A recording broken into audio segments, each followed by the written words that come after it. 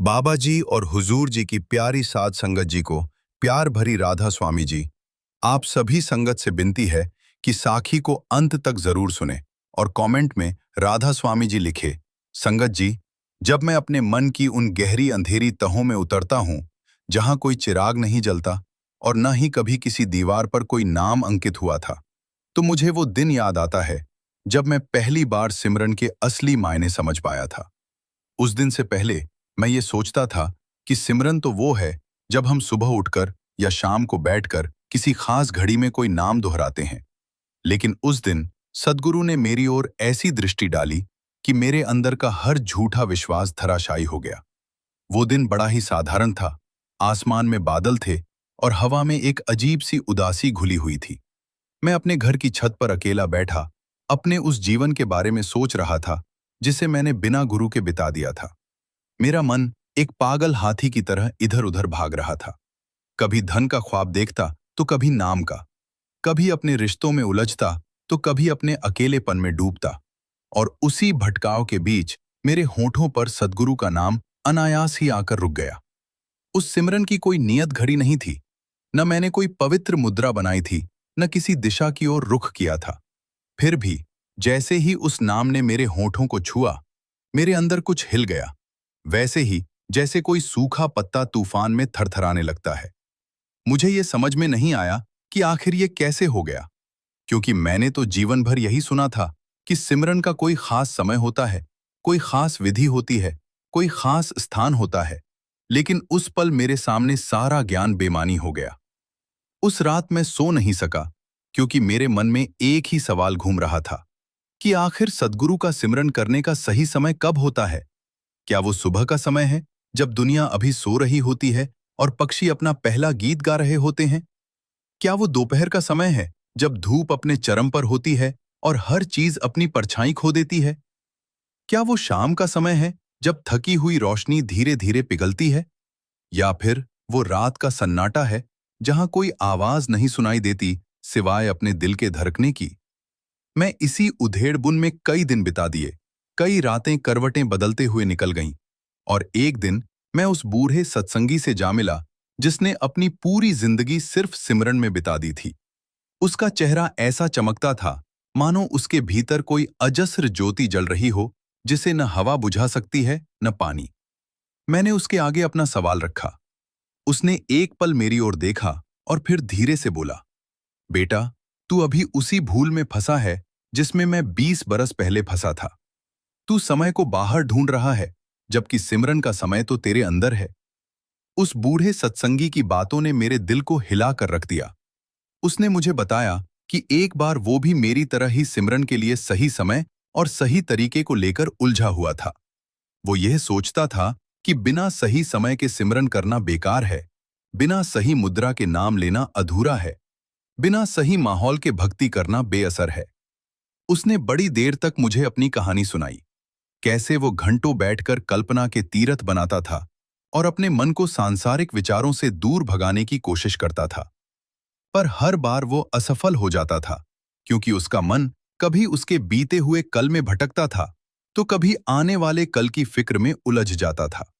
उसने कहा कि मैं सिमरन को एक काम की तरह करता था, एक जिम्मेदारी की तरह निभाता था, एक नियम की तरह पालन करता था।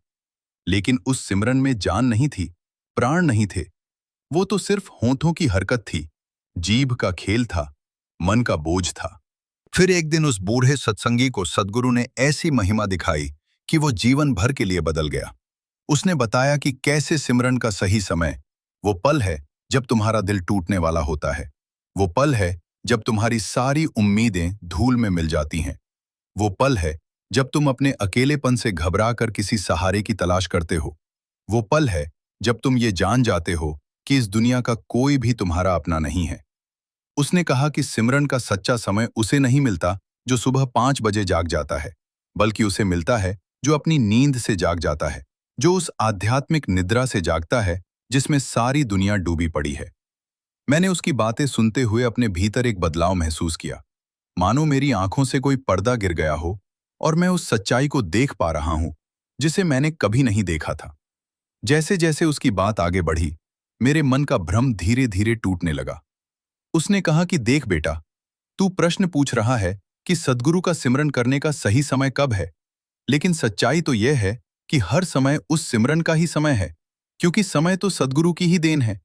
ये सूरज जो हर सुबह निकलता है, ये चांद जो हर रात चढ़ता है, ये सितारे जो हर घड़ी झिलमिलाते हैं, ये सब उसी के आदेश पर चलते हैं। फिर कौन सा समय उसका सिमरन करने के लिए अनुपयुक्त हो सकता है? उसने कहा कि जब तू सांस ले रहा है तो वो भी उसी की कृपा है। जब तू सोच सकता है तो वो भी उसी की देन है। जब तू कुछ देखता है, सुनता है, महसूस करता है, ये सब उसी का खेल है। फिर क्यों तू उसके नाम को कुछ क्षणों तक सीमित करना चाहता है? उस बूढ़े सत्संगी ने फिर एक और गहरी बात कही। उसने कहा कि जिस क्षण तू अपने सांसारिक मोह को छोड़कर सद्गुरु के नाम में लीन हो जाता है, उसी क्षण से तेरा सिमरन शुरू हो जाता है। चाहे वो सुबह का 3 बजे हो, चाहे दोपहर का 12 बजे, चाहे आधी रात का अंधेरा हो, सद्गुरु उस नाम को सुनते हैं जो प्रेम से बोला जाए, न कि उस नाम को जो नियम से बोला जाए। मैंने पूछा कि फिर लोग क्यों सिमरन के लिए खास समय निर्धारित करते हैं? क्यों वे सुबह उठकर स्नान करते हैं, साफ कपड़े पहनते हैं, किसी कोने में बैठते हैं और फिर नाम दोहराते हैं? तो वह बूढ़ा सत्संगी हंसते हुए बोला, वे सब भी ठीक करते हैं, क्योंकि मनुष्य का मन चंचल है। वह शुरुआत में एक डोर चाहता है, एक सहारा चाहता है, एक दिशा चाहता है। लेकिन असली बात यह है कि जब तू इस बाहरी सहारे को छोड़कर अंदर की तरफ मुड़ता है, तब असली सिमरन शुरू होता है। उसने कहा कि सिमरन का सही समय वह नहीं है जब तू बैठा हो, बल्कि वह है जब तू खड़ा हो, चल रहा हो, खा रहा हो, सो रहा हो। हर हालत में तेरा मन सद्गुरु की ओर लगा हो। मैं उसकी बातों से इतना प्रभावित हुआ कि मेरी आंखों से आंसू बहने लगे।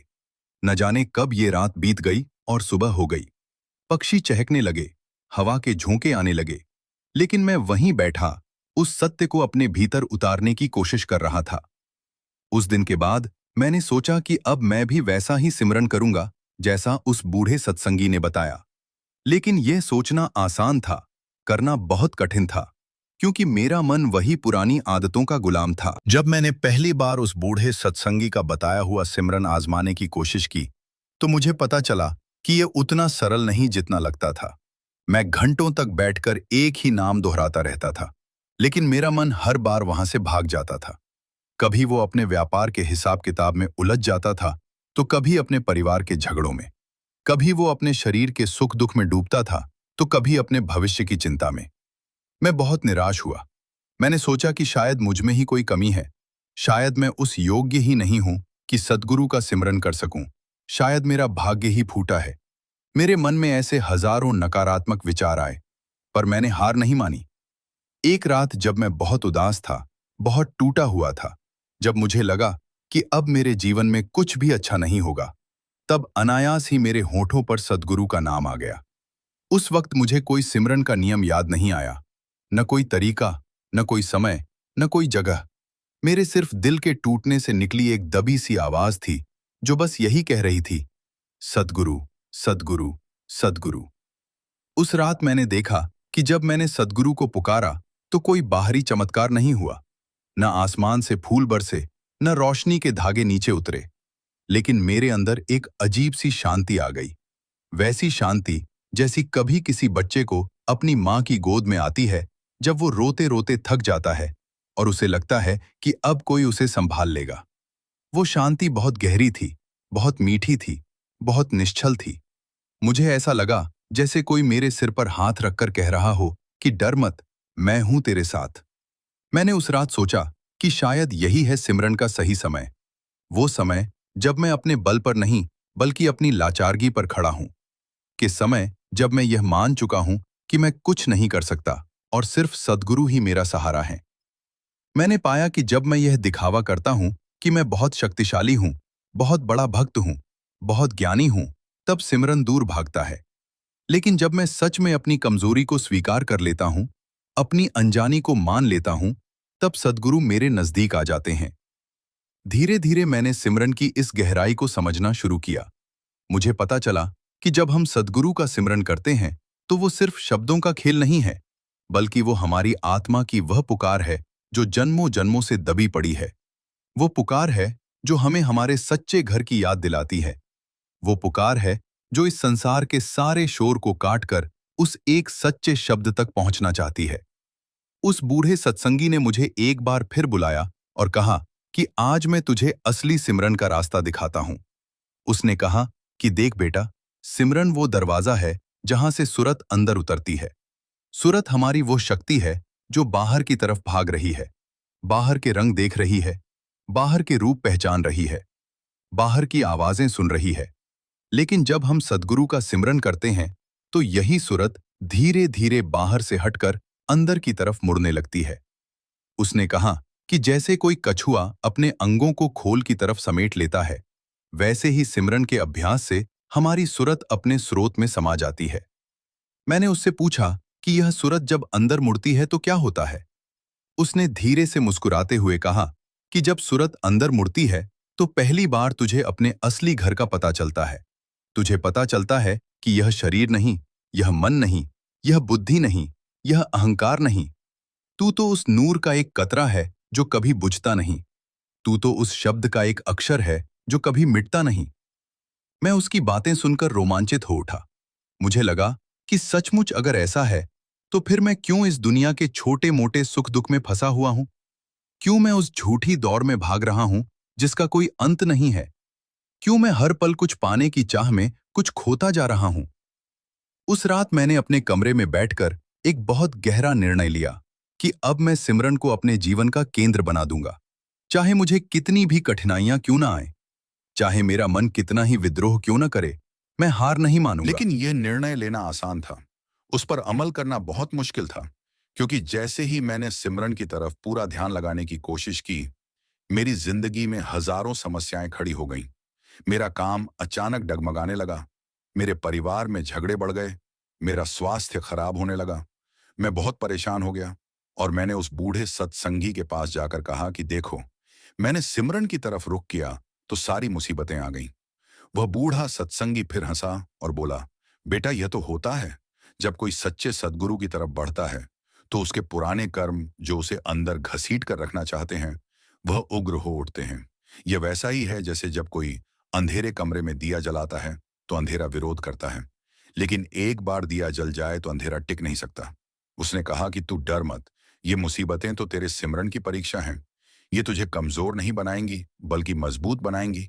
ये तुझे रोकेंगी नहीं बल्कि उड़ना सिखाएंगी। उसने मुझे एक और गहरा रहस्य बताया कि सिमरन का असली समय वह नहीं है जब सब कुछ शांत हो, जब बाहर कोई शोर न हो, जब मन स्थिर हो, बल्कि असली समय वह है जब बाहर तूफान हो, जब मन चिल्ला रहा हो। तब भी यदि तू एक बार सद्गुरु का नाम ले ले तो वही एक नाम हर चीज को बदल सकता है।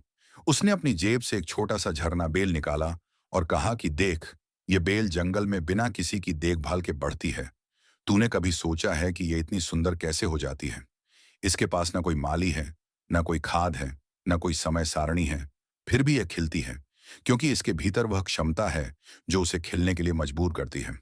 उसने कहा कि ठीक वैसे ही सिमरन भी है। तुझे बाहर का कोई माली नहीं चाहिए, कोई खास समय नहीं चाहिए, कोई खास जगह नहीं चाहिए। तुझे तो बस अपने भीतर की उस प्यास को जगानी है जो पूछे बिना ही पीना चाहती है।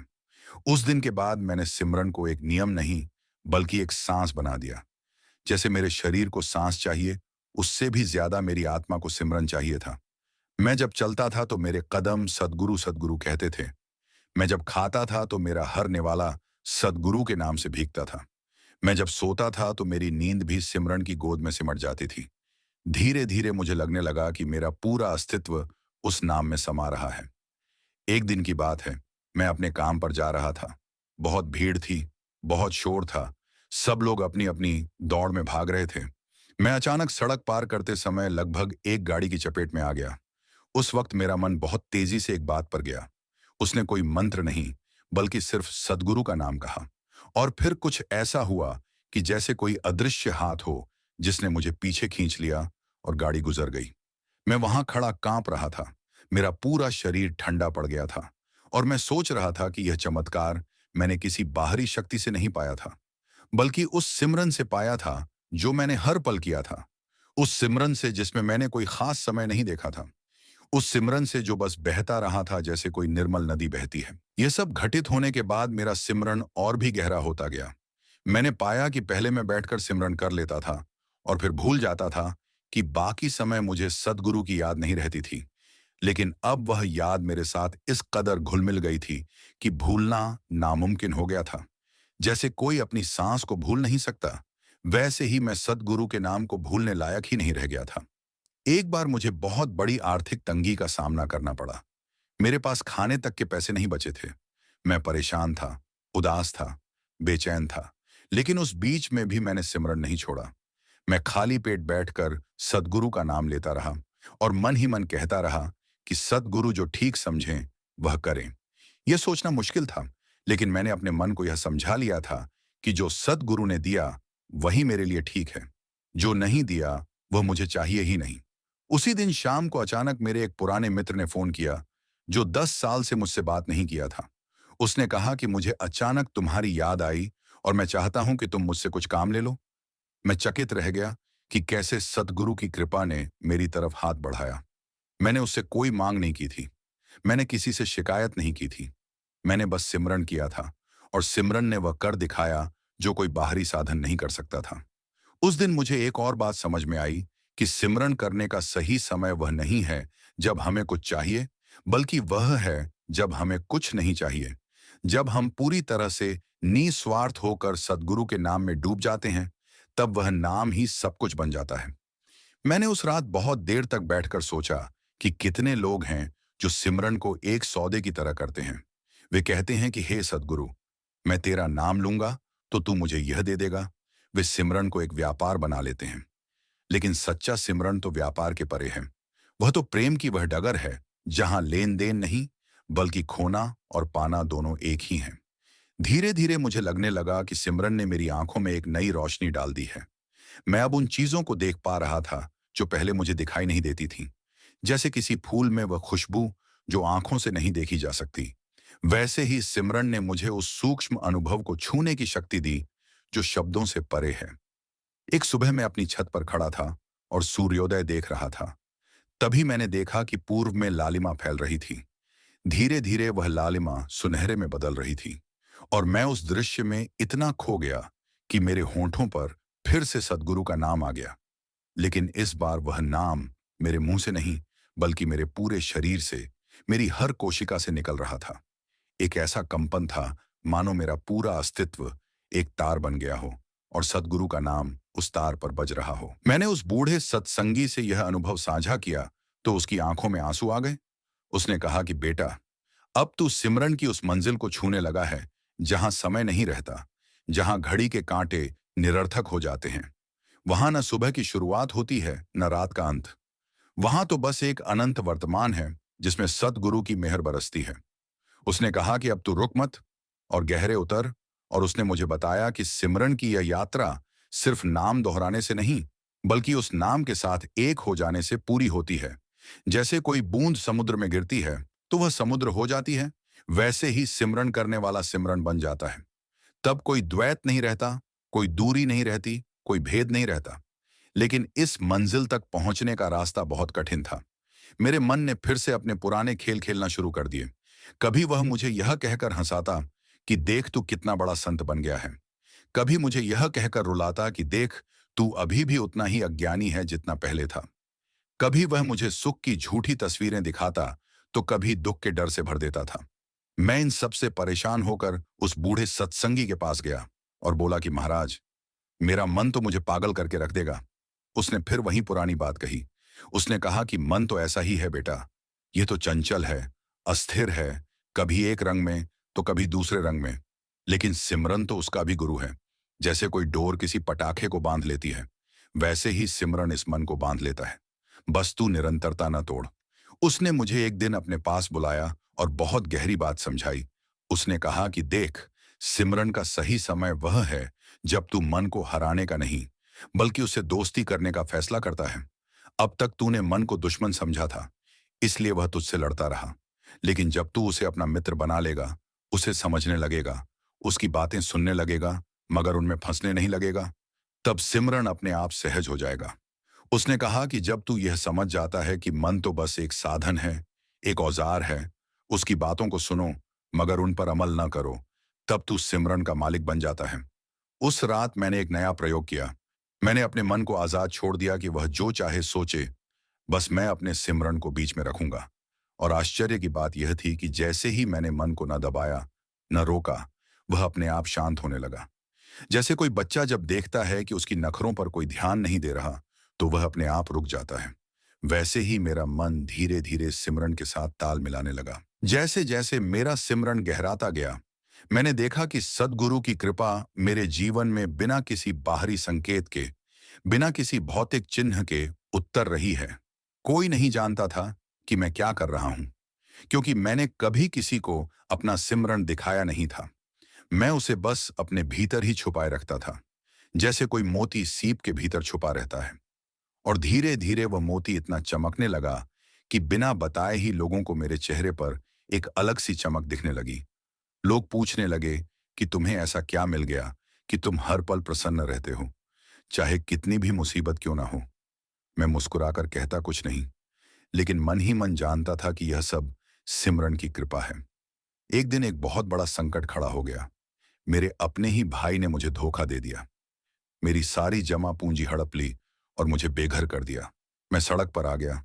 मेरे पास न कपड़े थे, न खाने को कुछ, न कोई ठिकाना था। उस वक्त मुझे लगा कि अब सारा सिमरन बेकार गया, सारी भक्ति मिथ्या हो गई। लेकिन अगले ही पल मुझे याद आया कि सतगुरु की कृपा कभी विफल नहीं होती, बस हम उसे पहचान नहीं पाते। मैंने उस खुले मैदान में ठंडी जमीन पर आसमान के नीचे बैठकर आंखें बंद कर लीं और धीरे धीरे सिमरन शुरू कर दिया। अब मेरे पास खोने के लिए कुछ नहीं बचा था, न घर, न परिवार, न धन, न मान, लेकिन मेरे पास सद्गुरु का नाम था। वह नाम जो कोई चुरा नहीं सकता, कोई हड़प नहीं सकता, कोई मिटा नहीं सकता। उस रात मैंने जो सिमरन किया, वह पहले से अलग था। पहले मैं सिमरन करता था तो मन में कोई ना कोई इच्छा होती थी, कोई ना कोई आस होती थी, कोई ना कोई लगन होती थी। लेकिन उस रात मैंने बिना किसी इच्छा के, बिना किसी आस के, बिना किसी मांग के, केवल सद्गुरु के नाम में खुद को डुबो दिया। मुझे कुछ नहीं चाहिए था, कुछ नहीं लेना था, कुछ नहीं मांगना था। मैं तो बस डूबना चाहता था, बस घुलना चाहता था, बस मिटना चाहता था उस एक नाम में। और उस रात का अनुभव अवर्णनीय था। मैंने महसूस किया कि मेरे शरीर की सीमाएं घुल रही हैं, मेरा मन शांत हो रहा है, मेरी सांसें रुक सी गई हैं, और एक अद्भुत प्रकाश मुझे चारों तरफ से घेर रहा है। वह प्रकाश कहीं से नहीं आ रहा था, बल्कि मेरे भीतर से ही निकल रहा था। मैं समझ गया कि यह सद्गुरु की मेहर है जो मुझे बता रही है कि देख, मैं तेरे साथ हूं। चाहे तू सड़क पर हो या महल में, चाहे तू सब कुछ पाकर भी अकेला हो या सब कुछ खोकर भी अकेला हो, मैं तेरा साथी हूं, मैं तेरा अपना हूं। अगली सुबह जब मैंने आंखें खोली, तो मेरे सामने एक अजनबी खड़ा था। उसने कहा कि बाबा, कल रात मैं इसी रास्ते से गुजर रहा था, तो मैंने देखा कि आप इस ठंड में बैठे हैं और आपके चेहरे पर इतनी चमक थी, जैसे किसी को कोई खजाना मिल गया हो। मैं रुक गया। मैंने आपको देखा। आप सो रहे थे, लेकिन आपके होंठ अभी भी कुछ कह रहे थे। मैं आपको अपने घर ले गया। कृपया मेरे साथ चलिए। मैं उसके साथ चला गया। उसने मुझे खाना खिलाया, मुझे रहने की जगह दी और कहा कि जब तक आपको अपना ठिकाना नहीं मिलता, आप यहीं रह सकते हैं। मैंने उससे पूछा कि तुमने ऐसा क्यों किया? तो उसने कहा कि मुझे नहीं पता, बस अंदर से आवाज आई कि इस आदमी की मदद करो। मैंने समझ लिया कि यह सद्गुरु का इशारा था, उनकी कृपा थी, जिसने इस अनजान इंसान के जरिए मेरी मदद कर दी। धीरे धीरे 3 महीने बीत गए।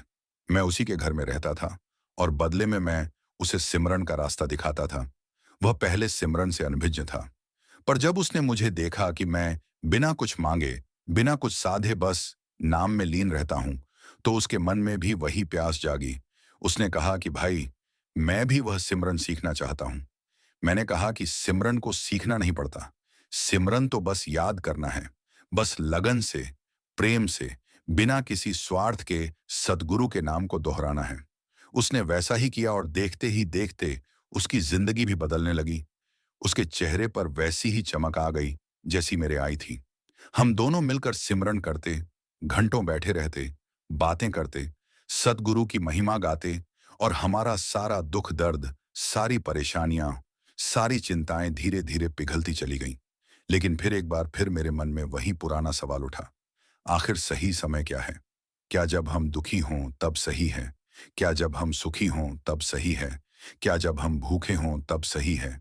क्या जब हम नींद में हों तब सही है? मैं इस उधेड़-बुन में फिर पड़ गया। एक दिन मैंने उस मित्र से कहा कि चलो, हम उस बूढ़े सत्संगी से फिर मिलें, जिसने मुझे यह सब सिखाया था। वह बूढ़ा सत्संगी अब बहुत बूढ़ा हो चुका था। उसका शरीर कमजोर पड़ गया था, लेकिन उसकी आंखों की चमक कम नहीं हुई थी, बल्कि और बढ़ गई थी। मैंने उसे गले लगाया और अपना दुखड़ा सुनाया कि देखो, मैं सिमरन तो करता हूं, लेकिन मुझे अब भी यह नहीं पता कि इसका सही समय कौन सा है। मैं बार बार इसी सवाल में उलझ जाता हूं। उस बूढ़े सत्संगी ने मेरी तरफ देखा। उसकी आंखें डूबी हुई थीं, लेकिन उस दृष्टि में इतना प्यार था कि मैं पिघल गया। उसने कहा, बेटा, आज तुझे आखिरी जवाब देता हूं। सुन ले, सिमरन करने का सही समय वह नहीं है जो तू घड़ी में देखता है, न वह है जो तू अपनी दिनचर्या में तय करता है। सिमरन का सही समय है हर समय, लेकिन इसका मतलब यह नहीं कि तू हर वक्त बैठकर सिमरन करे। इसका मतलब यह है कि तू हर पल सिर्फ एक बात याद रखे कि सद्गुरु तेरे साथ है, तेरे भीतर है, तेरे आसपास है, तेरे हर काम में है। ये याद ही सबसे बड़ा सिमरन है। इस याद में पूरा जीवन बदल जाता है। उसने कहा कि जब तू खाता है तो ये याद रख कि यह अन्न सद्गुरु की देन है। जब तू सोता है तो याद रख कि यह नींद सद्गुरु की रजा है। जब तू चलता है तो याद रख कि ये पैर सद्गुरु को प्रणाम कर रहे हैं। ऐसी याद ही असली सिमरन है। और इस याद का समय कोई निश्चित नहीं है। यह तो हर सांस का हिस्सा है। और फिर वह दिन आया जब उस बूढ़े सत्संगी ने अपनी आखिरी सांस ली। वह मेरे सामने ही था। उसने मेरा हाथ पकड़ा और कहा, बेटा, मैं अब जा रहा हूं, लेकिन सिमरन मत छोड़ना। यह सिमरन ही तुझे उस पार ले जाएगा। यह सिमरन ही सब कुछ है। और फिर उसने आंखें बंद कर लीं। उसके होंठ अब भी सद्गुरु का नाम ले रहे थे। धीरे धीरे वह नाम थम गया और उसका शरीर ठंडा हो गया। लेकिन मुझे पूरा विश्वास था कि वह सद्गुरु के नाम में समा गया है, कि वह अब उस अनंत यात्रा पर निकल गया है जहां से कोई वापस नहीं आता। और मैं वहां बैठा रो रहा था, सिर्फ इसलिए नहीं कि वह मेरे आंखों से ओझल हो गया था, बल्कि इसलिए कि मैंने उसके जीवन में सिमरन की वह सच्ची मिसाल देखी थी, जिसने मुझे सिखाया था कि सिमरन का सही समय वह है जब इंसान इस नश्वर देह के मोह से ऊपर उठकर उस अमर सत्य से जुड़ जाता है। उसके जाने के बाद मैं और भी गहरे सिमरन में लीन हो गया। मुझे अब इस बात का कोई संदेह नहीं था कि सिमरन ही एकमात्र सच्चा सहारा है। सिमरन ही एकमात्र सच्चा मार्ग है। सिमरन ही एकमात्र सच्चा आश्रय है। और इस सिमरन को न तो किसी समय ने बांधा है, न किसी स्थान ने, न किसी रीति ने। यह तो बिल्कुल स्वतंत्र है, बिल्कुल निर्मल है, बिल्कुल सहज है। जैसे कोई बच्चा बिना किसी शर्त के अपनी माँ का नाम लेता है, वैसे ही मैंने सद्गुरु का नाम लेना शुरू कर दिया था।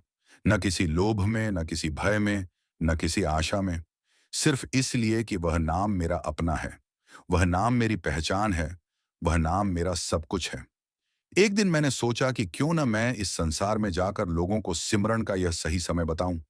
क्यों न मैं उन सबको समझाऊं जो सिमरन को एक कर्मकांड बना बैठे हैं, जो सोचते हैं कि सिमरन तो केवल सुबह शाम बैठकर करना चाहिए, बाकी समय तो वे वहीं पुरानी माया में उलझे रह सकते हैं। मैंने एक छोटा सा समूह बनाया, उन लोगों का जो सच में सद्गुरु की तलाश में थे, जो बाहरी ढोंग से तंग आ चुके थे, जिनका मन यह जानने को बेचैन था कि आखिर इस जीवन का सत्य क्या है। हम रोज इकट्ठा होते, खुले आसमान के नीचे, बिना किसी मूर्ति के, बिना किसी चित्र के, बिना किसी धार्मिक चिन्ह के, सिर्फ एक कोने में बैठकर आंखें बंद कर लेते और सिमरन करते। घंटों सिमरन करते। और जब आंखें खोलते तो अपने अनुभव साझा करते। एक बार हमारे समूह में एक युवक आया। वह बहुत तेज दिमाग का था, बहुत पढ़ा लिखा था, लेकिन उसके मन में बड़ी बेचैनी थी। उसने कहा कि मैंने सब कुछ पढ़ लिया, सारे ग्रंथ पढ़ डाले, सारे दर्शन समझ लिए, लेकिन मुझे शांति नहीं मिली। मुझे वह नहीं मिला जिसकी मुझे तलाश थी। मैंने उससे कहा कि ग्रंथ तो सिर्फ इशारा करते हैं, असली चीज तो सिमरन है। उसने पूछा कि सिमरन करने का सही समय क्या है। मैंने मुस्कुराकर कहा कि यह सवाल ही तुम्हारी उलझन है। तुम समय की तलाश मत करो, बस शुरू करो। और उसने शुरू कर दिया। पहले तो वह बेचैन था। उसका दिमाग उससे बार बार पूछता था कि यह कैसे काम करता है, क्यों करना है, कब करना है, कितनी देर करना है। लेकिन धीरे धीरे जैसे उसने बिना शर्त के सिमरन को अपना लिया, वैसे ही उसकी बेचैनी कम होने लगी। उसके चेहरे की रेखाएं मुलायम होने लगीं।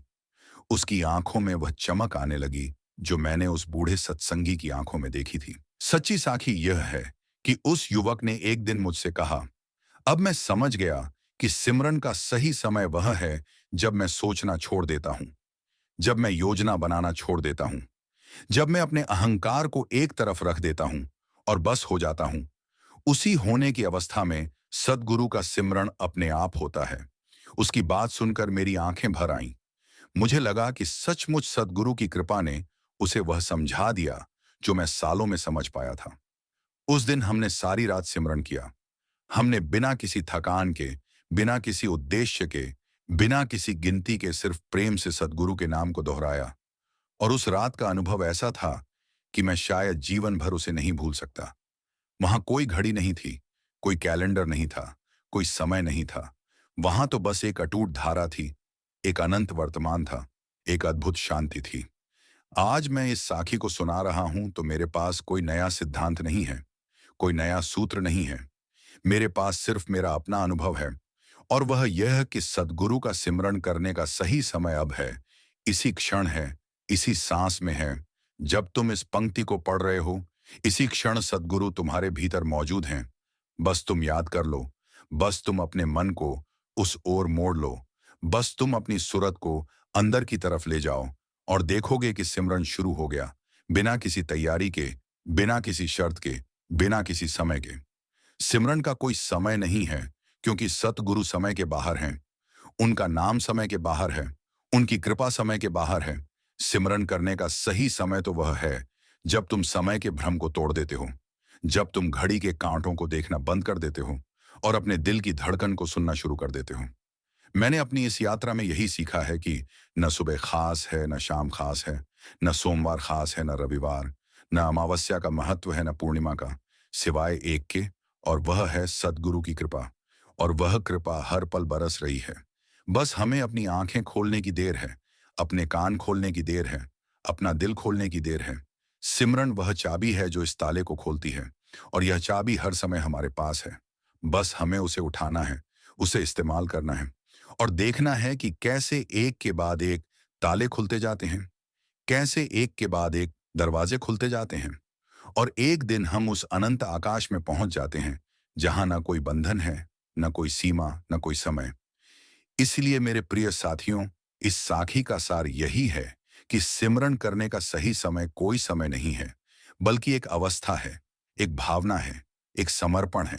जब तुम कहते हो कि सद्गुरु, अब मैं तुम्हारा हूं, अब मैं तुम्हारे नाम में हूं, अब मैं सिर्फ तुम्हारा सिमरन करूंगा, चाहे दिन हो या रात, चाहे सुख हो या दुख, चाहे जीवन हो या मृत्यु।